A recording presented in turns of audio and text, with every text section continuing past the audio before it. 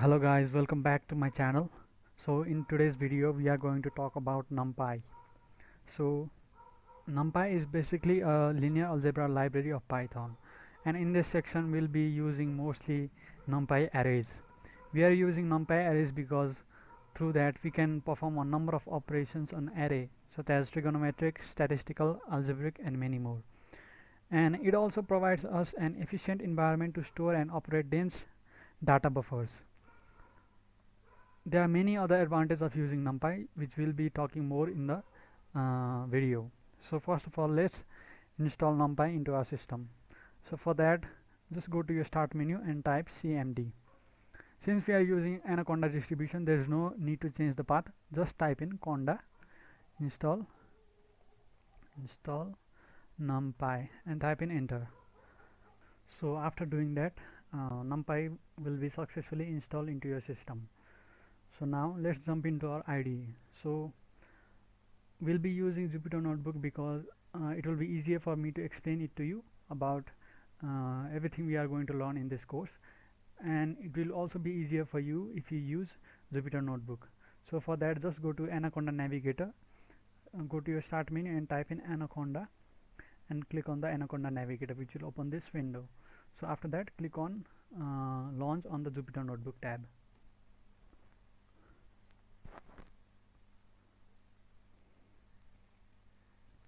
Okay, then we are redirected to this page. So click on new to open a new Python file and click on Python 3. So let's rename our file first. So let's type in first session. Okay, now so like I told you earlier, throughout this NumPy section we will be using NumPy arrays the most. So let's import NumPy into our program first. So for that, type in import NumPy as np. Sorry. So to run whatever view written on Jupyter Notebook, so I'll write in print hello world. So to run this particular line, you just need to press alt and enter. It will run it. So it is very easy to use Jupyter Notebook. You can also print the line just by clicking on run as well, but it will be easier if you use alt and enter. Now the first example will be that we'll be converting a Python object list into an array. So let's create a list first. Is 1 2 3. Now we'll be converting this list into an array using np.array my list. Sorry. Now so yeah, this has been converted into an 1D array. The above list has been converted into an 1D array or vector. So now let us create a 2D array or matrix. For that, let's create an my list 2 and let's create a nested list for this 1 2 3 4. Now array 2 is np.array my list 1.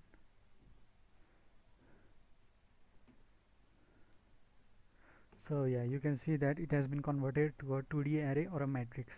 You can distinguish 1D array from a 2D array just by looking at the two brackets in the beginning.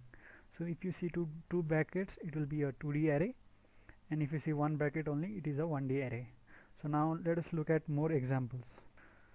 So another basic way of creating a array is using np.arange.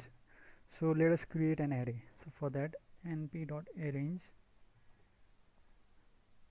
0, 10.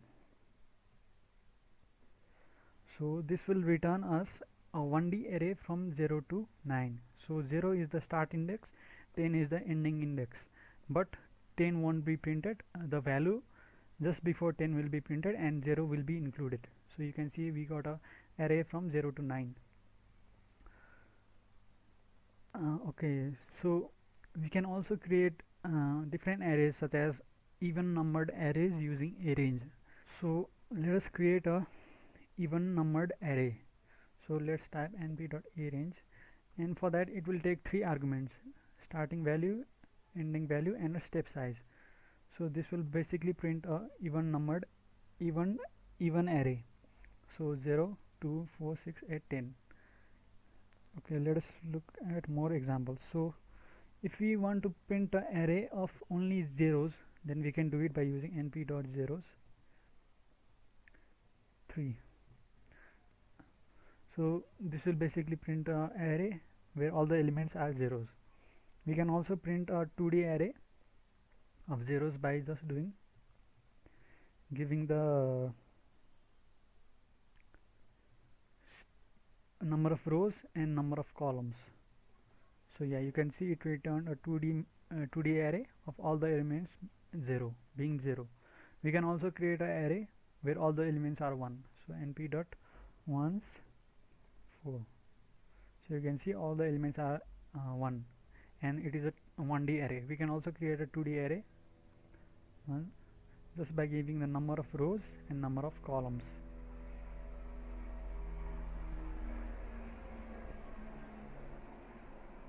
Yeah, sorry for that. So let us look at another example, which is creating an identity matrix.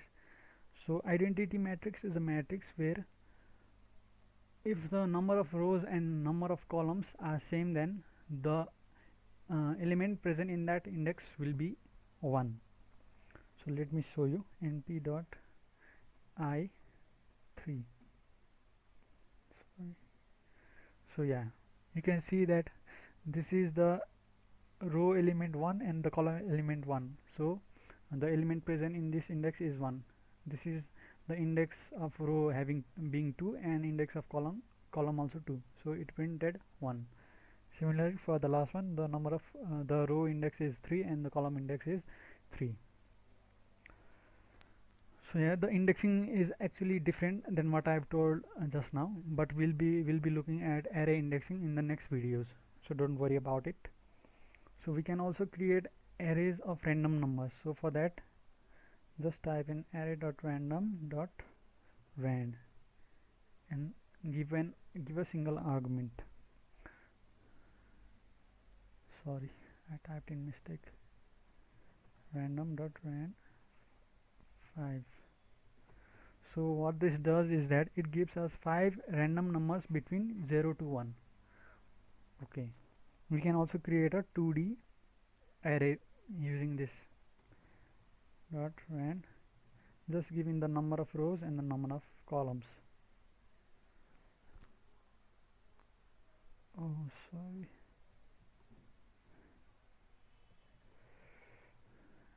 Number of rows, number of columns. So yeah, you can see that it gives us a random number between 0 to 1 where the number of rows is 3 and the number of columns is 3. You can also use print integers using the method random.randint. So for this we need to specify the starting value and the ending value. So let's give 1 as the starting value and 100 as the ending value, and let's print 5 elements. So here you can see that it gives us 5 random elements between 1 and 100. Okay, the next example which I'm going to show you is reshape. So let us create an array. Here is np.arange from 0 to 25. So you can see that it gives us an array from 0 to 24. Now we can use the reshape function to convert this 1D array into a 2D array. So ar.reshape. So you can see it has successfully converted the above 1D array into a 2D array. Note, if I give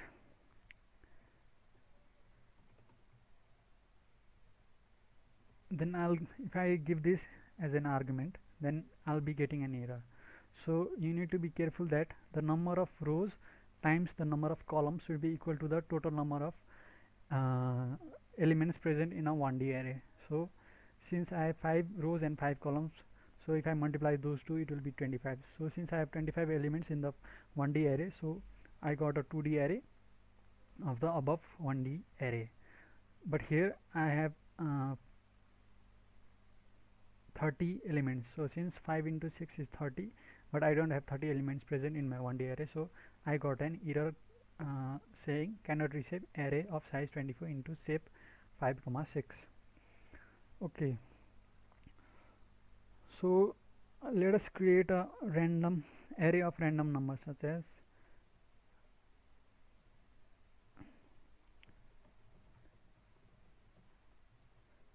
0 to 50 with 10 elements. Okay, so now what I'm going to show you is how to get the maximum, minimum and the index of those maximum and minimum numbers. So for getting the maximum value, just type in ran.max. It's very easy, guys. For minimum, just type ran.min. Sorry. To get the index of the maximum and the minimum value, just type in ran.argmax.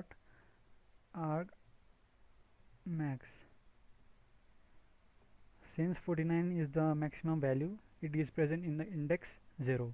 Similar to list, the indexing of arrays also start from 0. And to know the minimum value, just type in argmin. So yeah, you can see it prints 1. Since 6 is the minimum value in the array, so it gave us the index of 6, which is 1. So guys, in the next lesson we'll be talking more about a NumPy. So we'll look into topics such as array indexing, operations, and I think I'll also give you a simple exercise of NumPy. So see you in the next video.